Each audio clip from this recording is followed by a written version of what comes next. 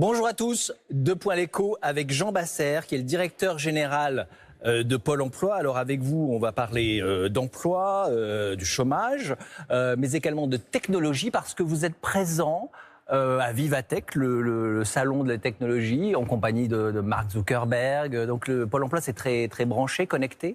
Ah oui, Pôle emploi a beaucoup investi le numérique. D'abord parce que ça rend service aux demandeurs d'emploi. Ils gagnent du temps pour s'inscrire, pour contacter leurs conseillers. Et puis on a beaucoup développé des nouveaux services pour eux grâce au numérique. Bon, vous connaissez la mauvaise blague. Aux États-Unis, ils ont eu Steve Jobs et nous, on a Pôle emploi.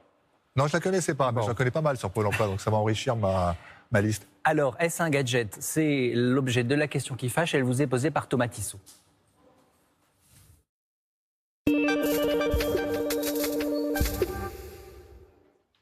Les conseillers Pôle emploi se transforment à partir de lundi en youtubeurs. Leur but, c'est de répondre aux questions qui leur sont le plus souvent posées. Alors, Jean Basser, on vous donne le point pour la créativité, mais est-ce que c'est vraiment ce type de gadget qui va permettre aux 3,5 millions de chômeurs de trouver un emploi?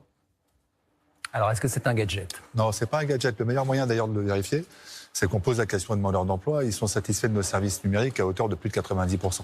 C'est pas un gadget parce qu'encore une fois, ça permet de répondre à des vrais besoins. Je vais prendre 2-3 exemples pour illustrer ce propos général. Lorsque vous cherchez un emploi et que vous voulez pénétrer ce qu'on appelle le marché caché, c'est-à-dire des entreprises qui recrutent sans déposer d'offre d'emploi, vous disposez désormais d'une application qui s'appelle La Bonne Boîte et qui vous permet d'avoir la liste des entreprises dont on pense qu'elles vont recruter sans déposer d'offre. Voilà un service très concret qui est rendu grâce au numérique. Très bien. L'autre sujet polémique en ce moment, c'est la menace sur 4000 emplois. C'est un paradoxe chez Pôle emploi. C'est l'objet de la question AFP. Y aura-t-il à l'avenir moins d'effectifs à Pôle emploi si la baisse des chiffres du chômage se confirme sur la longue durée? Alors c'est une question naturellement légitime. Lorsque le chômage a augmenté, on a créé des postes à Pôle emploi. Je rappelle que lors du précédent quinquennat, on avait créé 4000 postes. Ah, tiens donc, 4000. Et vous retrouvez les fameux 4000 dont on parle aujourd'hui. Et il est légitime de s'interroger sur le fait de savoir si dans un contexte de baisse de charges, de baisse du chômage, on doit adapter les effectifs. Donc cette question, moi, elle m'apparaît assez légitime. Rien n'est tranché aujourd'hui. Et les débats budgétaires vont s'engager à l'été et à l'automne. Moi, je crois qu'il faut avoir une position... Il y a actuellement 55 000 personnes, oui, 55 000 personnes collaborateurs à Pôle emploi. Pôle emploi. Donc 4 000, c'est beaucoup. Ça oui, fait... c'est beaucoup. C'est beaucoup, mais alors, il faut aborder ce sujet de manière la plus objective possible. D'abord, il faut s'assurer qu'il y a bien une baisse de charge, c'est-à-dire qu'il y a une baisse du chômage. Qui est vraiment moins de chômeurs. Par exemple, le dernier chiffre de l'INSEE a montré un taux de chômage qui est remonté au-dessus de 9,2%. On a une nouvelle variation, mais sur un an, il y a une diminution, mais avec des variations trimestrielles. Mais il faut s'assurer qu'effectivement, on a une réelle baisse.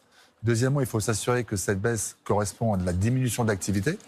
Et il faut la comparer à des charges nouvelles. Par exemple, nous savons à Pôle emploi que la loi qui est encore de discussion au Parlement va faire que plus de personnes vont bénéficier de l'assurance chômage, les démissionnaires, les indépendants, et que ça, c'est une charge de travail supplémentaire. Donc il faut tenir compte d'une baisse de charge constatée et de charges nouvelles pour avoir une approche la plus raisonnable possible du sujet.